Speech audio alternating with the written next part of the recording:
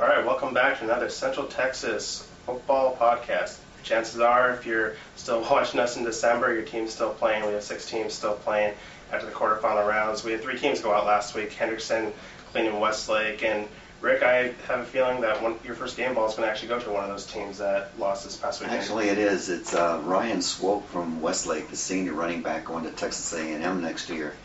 He did about everything he could to keep them in the playoffs. He scored all 3 of their touchdowns. He rushed for 163 yards. He was like that all season. He carried that team about as far as they could go.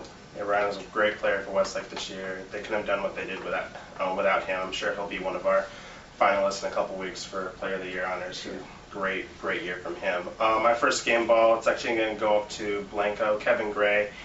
He'd been injured for a while. Came back a couple weeks ago from a collarbone injury, but against this past weekend in their quarterfinal win down at the Alamo Dome, he intercepted 3 passes, recovered a fumble, ran for a touchdown, and caught a touchdown, and Blanco won 27-7 to advance to the semifinals for the first time since, I believe, 2005, when he was a freshman on that semifinal team that lost in the semifinals. So he wanted to get back, and he made sure they got back. Who's your second game ball going to go to? Second game ball goes to Cade McCrary, the senior wide receiver from Lake Travis. 6 catches, 153 yards, 2 touchdowns. I know Garrett Gilbert gets most of the ink, but Cade McCrary has an all-state caliber season going on right now.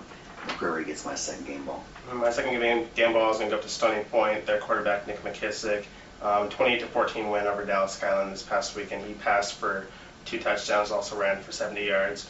Nick, he doesn't have the greatest stats in the world. You're going to find quarterbacks that have better stats than him, but I'd like to see someone find one quarterback that manages the game better than Nick McKissick does. He doesn't make mistakes. He can run the ball, pass the ball. He's a great quarterback, and that team is doing a lot because of what he has done over the past 3 years as their starting quarterback. So good job out to Stony Point and the rest of our game ball recipients, and we will hopefully be passing out some more next week.